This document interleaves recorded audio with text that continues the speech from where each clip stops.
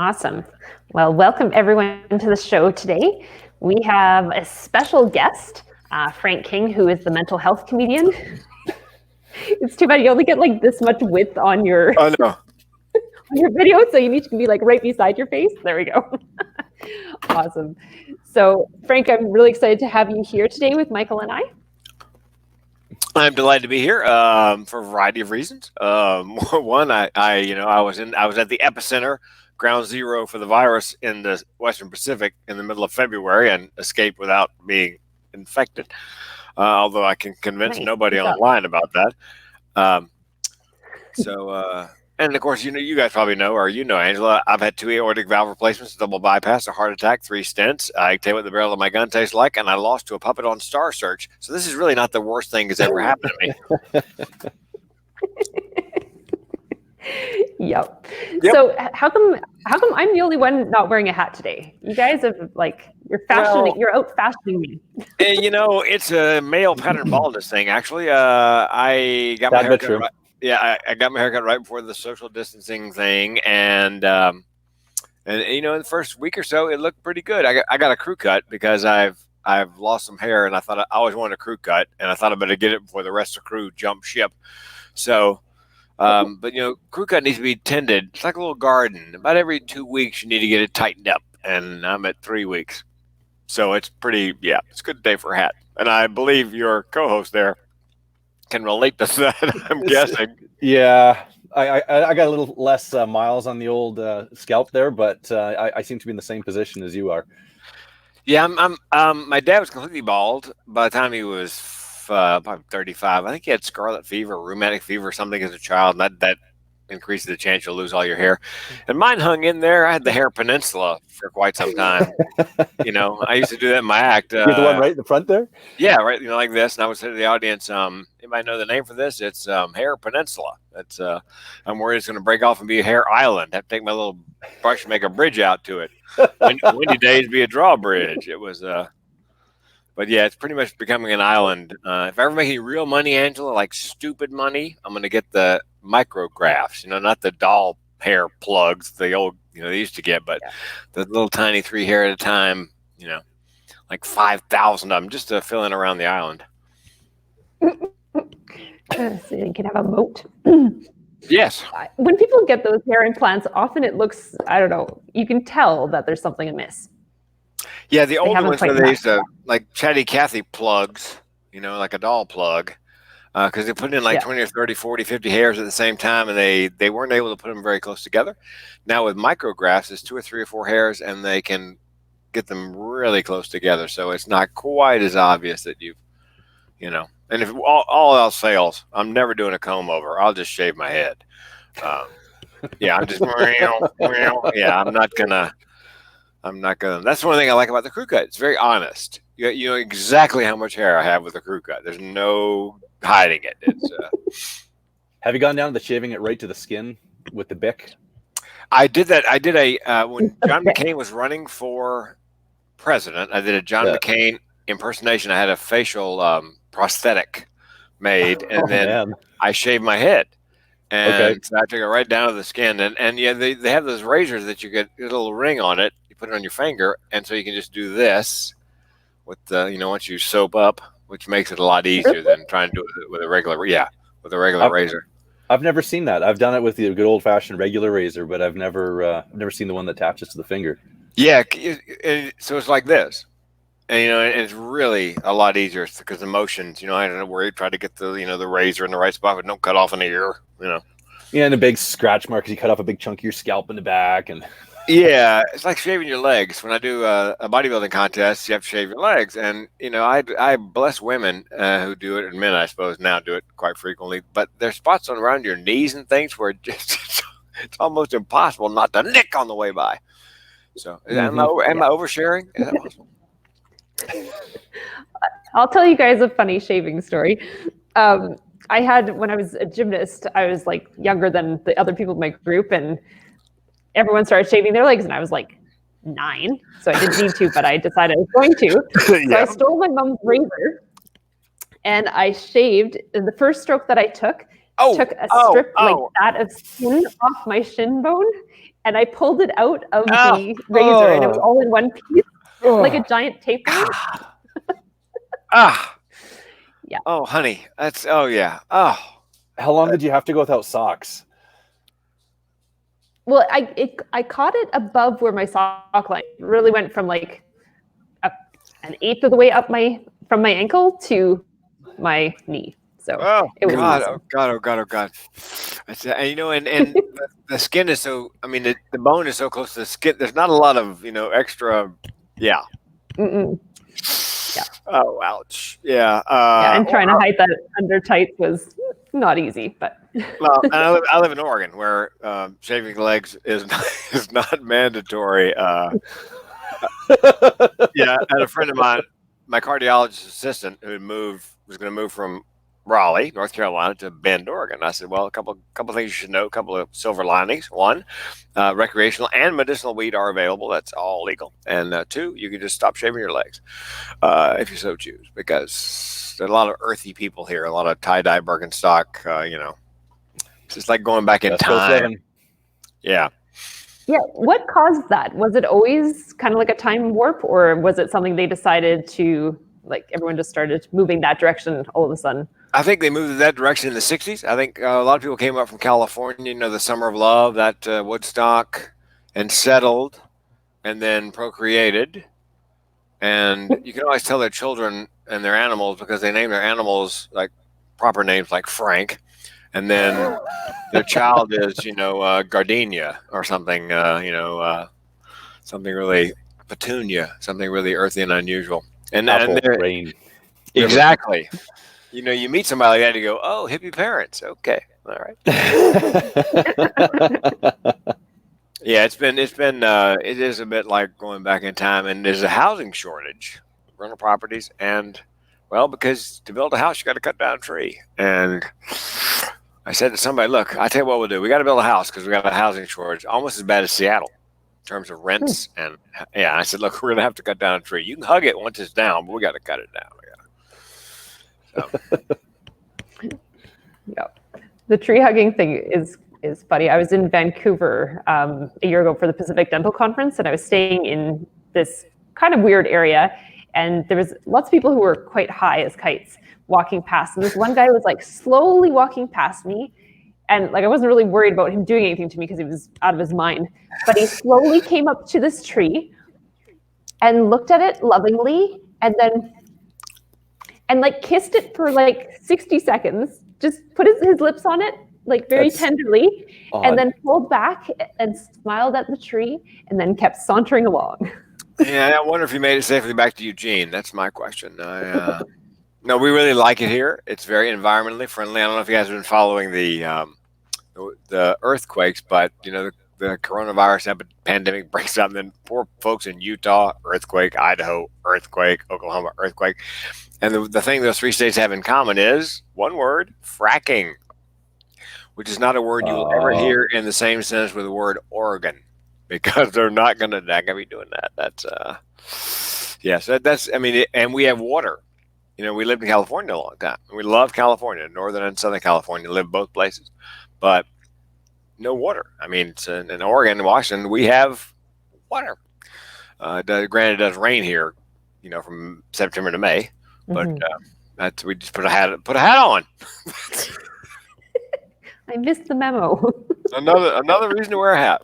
You can always tell the new people in Oregon, because let's say it's pouring down rain, you're at the grocery store, and you get your little buggy, and they got a little buggy, and they're going out toward their car, they got the paper over their head, and they're really running really fast, trying to stay dry, and everybody who lives there is like, give up. Yep. That was like when I lived in Vancouver, it was the same thing. The newbies always had the umbrella. Yes. I haven't had an umbrella since I lived here in one of the rainiest places on the planet. Just put a hat on and get a red jacket, call it a day. You're going to get a little wet. I remember I was in Seattle one time at speaking, and I said to the desk clerk, I'd never been to Seattle before. I said, look, I want to go running when it stops raining. And he goes, go when it slows down. Because otherwise you're going to have to wait a couple of months. And anyway. Yeah. Awesome. Well, we want to bring you on here because you are the mental health comedian. So true.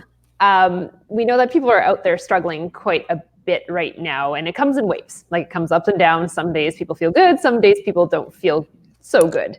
And you speak a lot on this topic, so we wanted to see if you had any insights for people to kind of help get through what we're all going through together.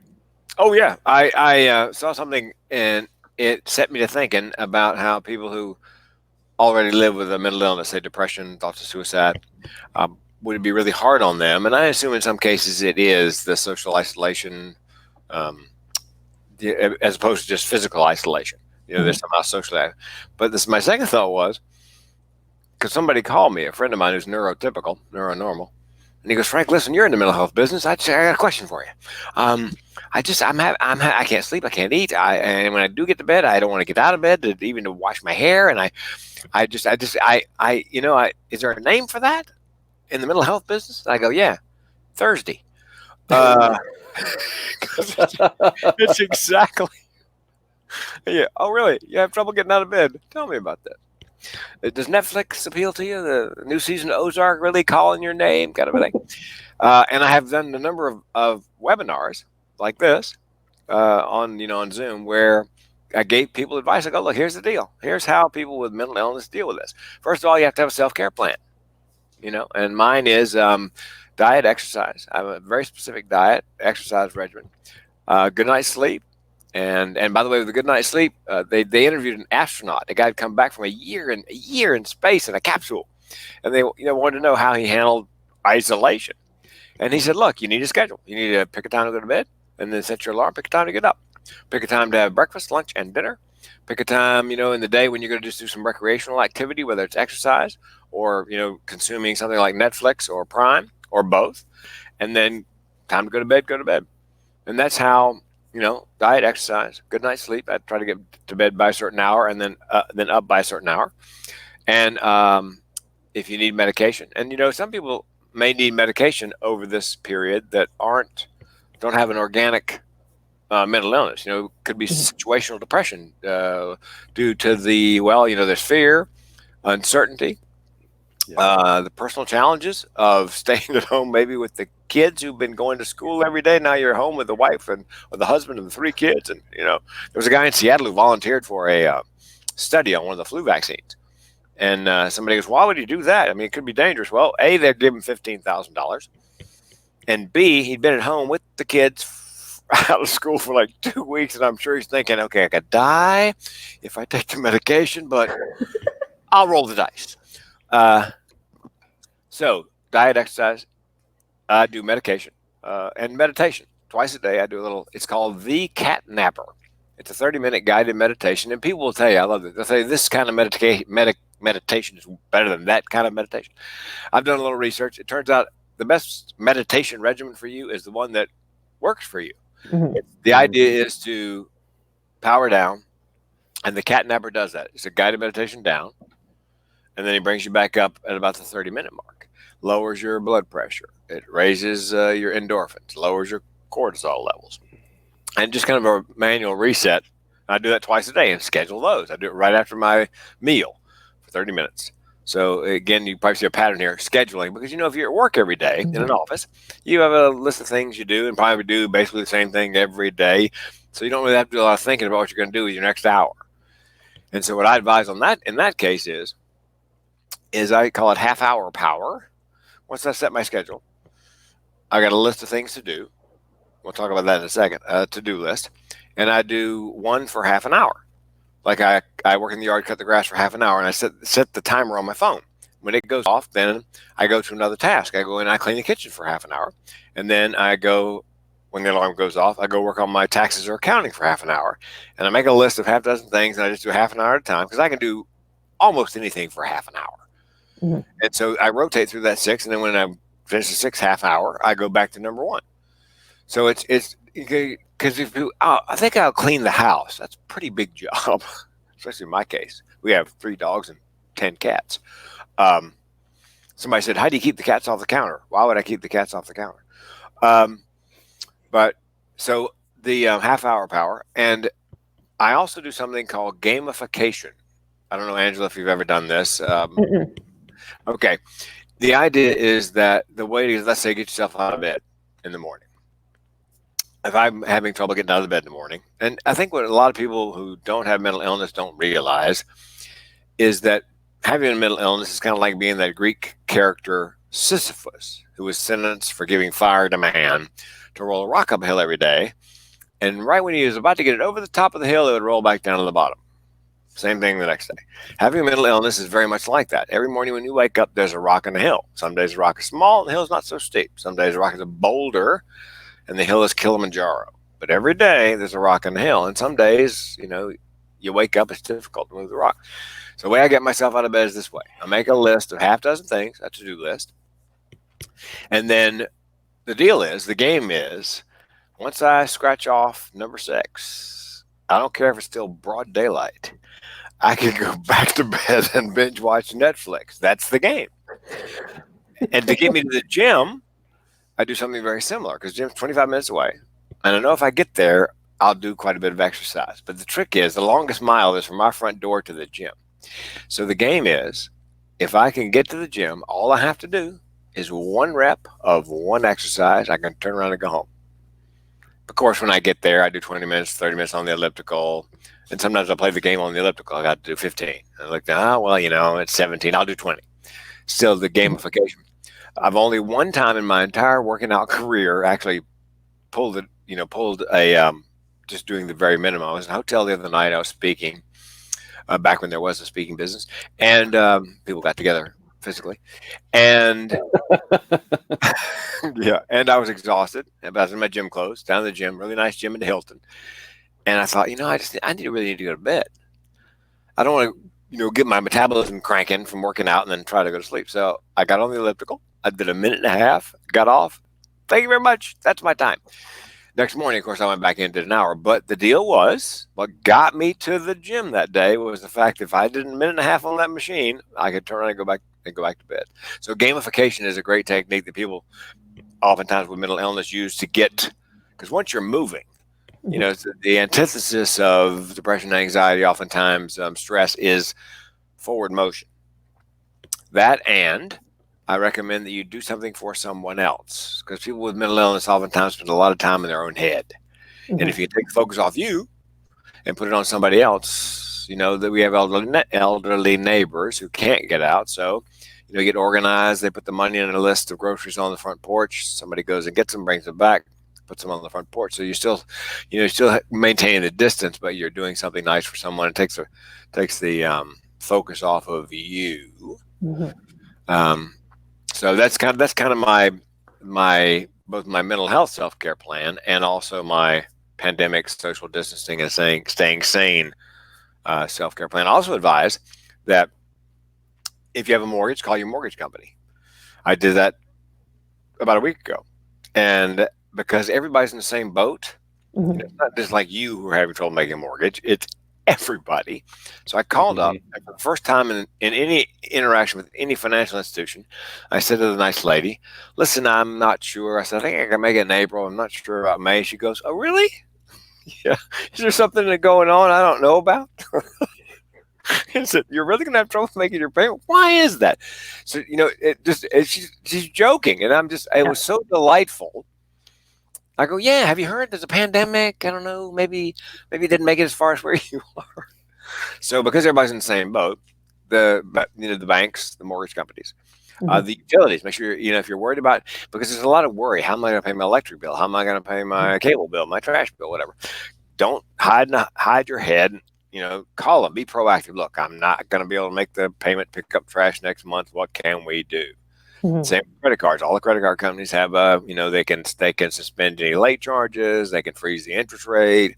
Your mortgage, they can give you 3 months off and then just tack it on at the end of the, re-amortize, modify the loan, and once you're back on your feet, and so you don't have to pay it all back at once. You can pay it amortized over the balance of the loan. So, and from a physical standpoint, you need to ask for help, whether it's mental health help or physical help. I don't know if you guys have this, but my doctor and hospital have a portal. I can go in, I've got a page. I can say new message, say pick your physician. I can send to my cardiologist, "Hey, listen, what else should I be doing besides the ordinary person for the coronavirus?" And within 24 hours, I got an email back saying, "Okay, you need to only go to town once a week better yet, once every 2 weeks, make sure you wear a mask, which is really more for the other people than it is for you. Wear the mask, keep your distance, because I've had heart issues, and that's one of the underlying comorbidities the virus actually attacks organs like that have been weakened somehow by other issues, whether it's the lungs or the heart or, the kidneys. So you need to be, as we say in the business, you need to be an activist patient. You need to be an activist for yourself as a patient. You need to advocate for yourself. Tell them what you need. And the pharmacies, I don't know if you hear the Walgreens that we use, they just announced they're going to do between 1 and 2 days. They'll do a free delivery of your meds within 1 to 2 days. So you don't have to go to the pharmacy to get them or have them mailed to you. You call them, you pay from a credit card, and within 2 days, no more, it'll be on your front porch. But again, the theme here is A, have a schedule, B, have a safe care plan, and C, advocate for yourself, whether it's the bills or the medications or your physical needs. Unfortunately, you just have to step up, and I know it's a time where everybody's terrified, but it also gives you a measure of control in a very uncontrolled situation. With the structure part of it, what is the theory behind why that actually helps people to not go deeper into the rabbit hole? Well, like the astronaut, you're going to be in the capsule for a year. So you had structure at work. You worked 5 days a week, and it probably has some sort of structure on your weekend. What you did at home when you only had so many hours on the weekend to do whatever needs to be done at home. And all of a sudden now you have all this time, and how do I structure it? And, and I've had friends of mine call me and go, I enjoy working from home, but I feel really guilty. I like right in the middle of the morning, I took a nap. Well, if you passed out at your desk because you've been drinking or something at work, that's an issue. But if you're just home, you have breakfast, you got a little sleep, you take a half-hour nap, it's okay. It's all right. I think because people are so used to having a routine. That was very difficult for me when I became a comic and a speaker. Was time management. It was very stressful. What should I be doing? When should I be doing it? How much of it should I be doing? And then people feel guilty if they're not being productive enough. And there's a kind of a cachet to not getting a lot of sleep. I only slept 3 hours last night because I'm working so hard. Well, good for you. So they're probably sleeping longer. And again, set an alarm in the morning, go to bed at the same time. Also, I would advise limit your consumption of media. Because especially if you got kids in the house, Lord, don't leave the TV on 24/7. We're talking about, body counts and morgues and cooler trucks. And, the kids just suck this stuff up. You have no idea they're absorbing it. I would limit my, the news that you get. And I would pick a credible source. And what I've found is I listen to the press conferences of the mayors and the governors because they're on the ground in the state or province or city or county of where the problem is, and it's different in every locale. So I listened to one in New York. I listened to the governor and the mayor, and Kate Brown's our governor, and then Jay Inslee just north, governor in Washington, and then California just to the south of us, and California, Oregon, one of the first states to take, do the social distancing, and because Oregon did, we have a much lower incidence, and hopefully it won't go quite as high, and it'll flatten out early. So, yeah, and I wear my mask. I know it feels silly, and not everybody's wearing one. And there's a problem. There's also anger involved in this situation because angry if somebody gave you the virus, somebody in your household, anger at the grocery store when somebody's not wearing the mask, or my wife's a cashier, and you're not supposed to put your groceries on the belt until the other person has cleared the where they put in their ATM. But she's constantly having to remind people, stay behind the blue line and don't put your groceries on the belt. They get all huffy after being told to maintain. I wish they would put up a sign with like details. Okay, stand behind the blue line, wait for the cashier to wave you in. Do not put your groceries on the belt until the other person has cleared the check stand. Yeah. So there's that anxiety and anger, boredom. Some people, they've been laid off. They don't have a job at home. They're not taking their work home. I think that would be worse, having been laid off, because at least if you're working at home, you have an idea what you should be doing. Mm-hmm. But if you're just laid off, then it's, then the day stretches on endlessly, and the next one's going to be just the same. And when is this going to end? The thing about 9/11 was all happened on one day, and the next day we knew we had to rebuild, and and this, we have no idea. If you watch the news, well, maybe by midsummer, but by Christmas it may come back. Oh my God, are we going to socially? And there's a mixed message. In Arkansas, the governor says no social isolation, none. Mm-hmm. They're not closing the schools. They're not closing the restaurants. They're not. So if you're one of the other 49 states, you're like, well, what's the deal with Arkansas? So there's that uncertainty. And of course, when you have uncertainty and anxiety and stress, there's the additional temptation to self-medicate with drugs and alcohol. Mm-hmm. Yep. And drinking at home, it's one thing drinking at a bar. It's another thing to be at home and drinking. Because then you don't have the social strictures. You don't have to worry about how you're going to get home. You have to get the Uber. You can't drive your car. Mm-hmm. You got the bottle of Jack Daniels and a shot glass, and you're home all by yourself and party. Yeah, things get sloppy pretty quick.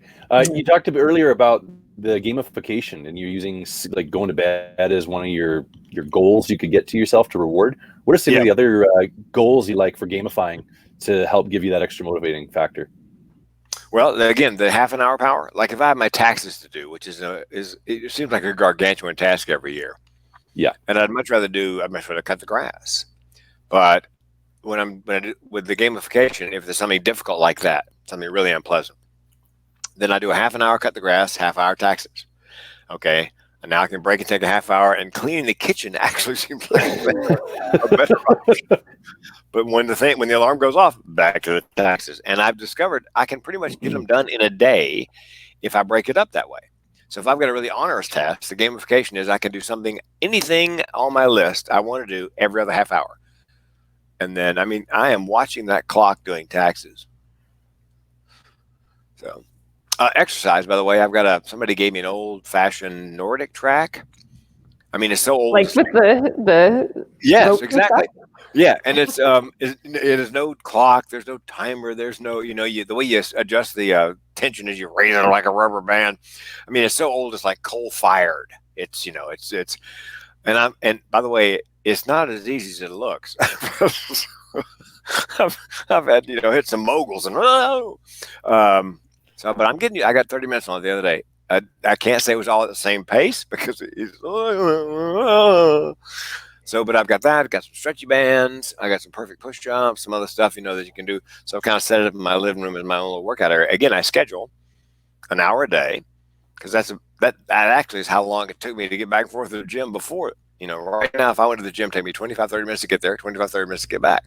Well, I thought, you know what? I could use that hour that I was in transit, and I'll just make that my workout time. And again, it's a matter of scheduling. It's good for your body. You get to. And I get a lot of good ideas for some reason, on whatever piece of aerobic equipment, maybe because the blood's flowing, faster through the brain or whatever, or you're just nothing else to do but think. So yeah, it's, I made some notes here. Hang on. See if I'd like to know why you go to a gym that is so far away. Is there no gyms available to be found? No. Or? This one doesn't have hippies in it. The other ones all have hippies. That's right. Nobody's wearing tie-dye onesie. Angela, we live out in the sticks. Well, past the sticks, the twigs. And we're about 25 minutes outside of town. That's the closest, gym that, and my workout partner comes from that far away from the other direction. So although he has passed a couple of gyms on the way, but we wanted to work out together. And so I let him pick the gym, whichever one he wanted. That happens to be the one that we work out in. And so, but fortunately, I've got having been on the road all this time, off and on doing, I always carry in my bag the stretchy bands. I've got a set of collapsible perfect push-ups. And then, most hotels of any, decent hotels have a little workout room. Angela, the equipment varies from hotel to hotel, but generally the nice hotels, they've got elliptical runners and weight machines. And I'm probably, maybe I didn't tell you, but I'm at 60. I decided I wanted to check off a item on my bucket list, which was to be a professional bodybuilder. I waited till I was 60, because everybody else has pretty much given up. Yeah.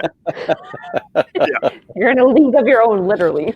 Yeah, and so what I did was I just, it's one of those things where I just went ahead and put my application in and joined there's a federation you have to join to I'm looking for a picture. Federation you have to join to to compete. And the first one I competed in was actually, it was not a true natural contest.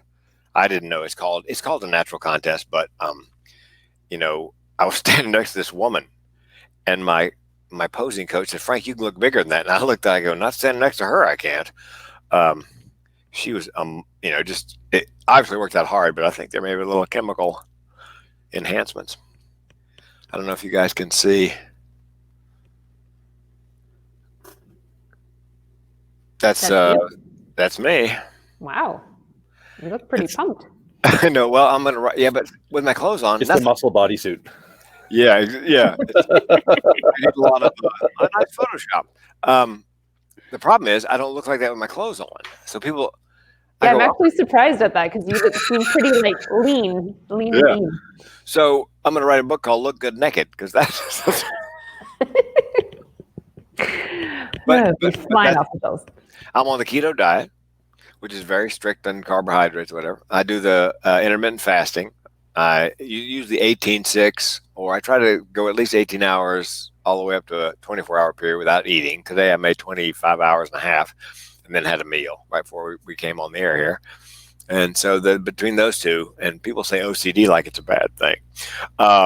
Same thing every day, eat the same thing every day, work out the same way every day. It's, like clockwork, because that's what OCD does for you. you gotta, yeah.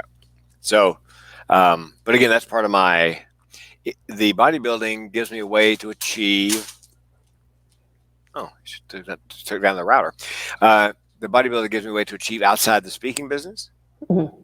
Yeah, I think you need another way, something else besides that, where you can actually achieve, and see results, and and like I said, it was on my bucket list, and I did a contest, I got third out of 5. Of course, there was no 4th or 5th person, so I was last, but I got the trophy. I don't care. I got the iron. This summer, I'm going to do an actual, real, natural contest where they polygraph you beforehand, urine test you after for steroids. And so I actually I'd like to go pro in my category by the age 65, which is 2 years, because I'd like to get my pro card. That's on my bucket list. Because at 20 or 25, I could never compete because I'm not that big. But when you get over 60 in that class, it's not about size; it's about proportion, muscularity, vascularity, that kind of thing. So that's why I waited so long to. And I was in the gym anyway because of my cardio for my heart. So I thought, just add a few pounds per rep and diet a little differently, and see if you can't, get the spray tan. Spray tan makes everyone look so healthy, except when you're an Oompa Loompa, but you get the right color, it's good. Yeah, well, they offer several colors. So don't do the Donald Trump color, is what you're saying. Yeah. Oh, God. The orange. Or are you calling Donald Trump an Oompa Loompa? I'm not sure what you're saying here. Yeah, with an orange face and raccoon eyes. And the comb over. That's what drives me nuts. The guy could afford to buy the hair club for men, and he insists on combing over. I mean, he could buy a really nice, shave his head and just leave the hair here to attach it down to, and buy a really nice appliance. I mean, I've seen good ones where it matches your skin tone. But he insists. Oh, did you see? He went gray. I think somebody said it would give him a little more gravitas if he went gray from blonde. So he's now going gray. And I must tell you, thanks to him, I'm going a little gray myself. The last item I suggest people do is, if you have a hobby or something, an old hobby that you just haven't done anything with in years, or a new hobby, something you always wanted to do, woodworking or whatever, tying flies for fishing. Why not fire back up, especially if you've been laid off and you don't have, you're not working from home. Though I think what I've been doing, I don't know, Angela, if you've been doing this, but I designed a new keynote called Staying Sane, or Social Distancing and Staying Sane. Mm-hmm. And then I'd let all the speakers bureaus know that I could do my presentations virtually. So I recorded a couple of webinars full-length webinars, and then I cut them down to 5 minutes. So we have a little demo of me doing a webinar on suicide prevention, and then on social media, social distancing. And I'm gonna do one on digital media addiction. Same thing. Do a podcast, record it, cut it down to 5 minutes. Got a one sheet. So what I've been doing is planting seeds for when the world returns to close to its senses, because I'm thinking it's going to be the fall before anything. If I'm a meeting planner, I might book a conference in September. I wouldn't send the hotel deposit yet, but at the earliest. Although the American Veterinary Medical Association sent out an email saying we're meeting in August, so they are August, okay. And I let the bureaus know that I was doing the virtual presentations live with the chat box and whatever. And a number of the bureaus, speakers bureaus, and my college agent too, have set up a separate page on their website that says simply, virtual presentations available from these speakers, and the long list of speakers who are willing to do them, live and virtual over Zoom or whatever. So I just bought a green screen so I can put it in, a cool background. That's coming, I think, Saturday. I thought maybe a comedy club background, brick wall, the Chuckle Hut or something. Chuckle Hut. That's a Jay Leno. That's a Jay Leno line. He's the Chuckle Hut. You just gotta get into a green shirt so you can just be a floating head. Well, and last but not least, we are a connected society, for better or worse. So, it's a good time to Skype, FaceTime, Zoom, whatever your, StreamYard, whatever your platform. And a friend of mine I was talking to yesterday on a webinar on this very subject said, there's a friend of mine I hadn't talked to in forever, a guy who taught me how to fly. He said, my first flight instructor. He's like 94 years old. And I thought, why not reach out to him? And, he and his wife, the flight instructor, were home and they were alone, and was delighted to hear from him. So it'd be a good time to reconnect with friends and family, people you haven't talked to. And I guess what the point of it, use the time as productively as possible. When this is over, I want my house to be clean, my yard to be in order, my garage to be cleaned out with all this stuff given to goodwill that we don't need or thrown out. And, new keynote, I can now do them virtually. I got a new website going up. I got a TEDx coaching site going up strictly for TEDx coaching. Because I hired a business coach, actually hired. She wants to do a TEDx, and I needed a business coach. And so we are bartering. We're trading services. So I guess use this time for self-improvement. So when you come out, when I do the cruises, or did the cruises, every time I got on a boat, I wanted to come off the boat leaner, stronger, smarter, and caught up. I get on the boat with 350 email that are actionable, have to do something with, and I want to come off the boat with fewer than 50. I mean, that was a lot of comics on the boat during downtime, because you have a lot of downtime. They drink and drug and do whatever else. I'm in my cabin, trying to catch up all things I never have time for on shore. So I'm using this time. I think of this as boat time, because I can't really go anywhere. Same with a boat. People ask me, what's a cruise like? Well, it's like an elegant prison, with a buffet and a casino. But I use the downtime. People go, I never see you out between shows, because I'm in my cabin just cranking it out. Yeah. So anyway, I try to think of my time at home as kind of a self-improvement. Let's get everything in order, because the world will at some point snap back, and I won't have time to cut the grass every week. Yeah, much to my neighbor's chagrin. But all very good advice. Michael, do you have anything to add before we head out? No, I don't think so. I just enjoy listening to Frank rant. Yeah, I know. Yeah, I'm sorry, guys. I'm like a pull start lawnmower. You pull the thing, and until it runs out of gas, it's just kind of Awesome. Well, we do really appreciate you taking the time to hang out with us and bring a little bit of sunshine to our audience's day. So thanks for your time, Frank. Oh, and if you want to give out my phone number, you're welcome to, because I do that at every keynote. Okay. It's 858-405-5653, 858-405-5653. And I don't know if you heard me say this, Angela, but if you're suicidal, call the Suicide Prevention Lifeline. If you're just having a really bad day, whether you're mentally ill or just stuck at home, call a crazy person, because we're not going to judge. We are just going to go, oh, dear God. We're just going to co-sign whatever's happening to, oh, God, I can't believe that. Oh, Lord, that is so awful. And we're not going to shit all over you. You should do this. You should do that. Or you should try fish oil. We're just going to listen. Yeah. Good advice. Well, again, thank you for your time, and we'll head out for today, but we'll see you guys all tomorrow tomorrow is what, Thursday? No, Friday. Tomorrow is Good Friday. Tomorrow is Foodie Friday, so we'll see you for Foodie Friday. I miss Foodie Friday. You're here for Thankful Thursday. Oh, that's right. Oh, that's my wife and I play the grateful game. Got to name 3 things you're grateful for every morning, and it can't be the same thing every day. Yeah. Yep. That's a good one. So awesome. Well, enjoy your Easter weekend, Frank, and we'll see you again very soon, hopefully on the speaking circuit. Yes, and without a hat. Yeah. With a good haircut. With a good haircut, yeah. Thanks, guys. Okay. All right, cheers, Frank. Bye.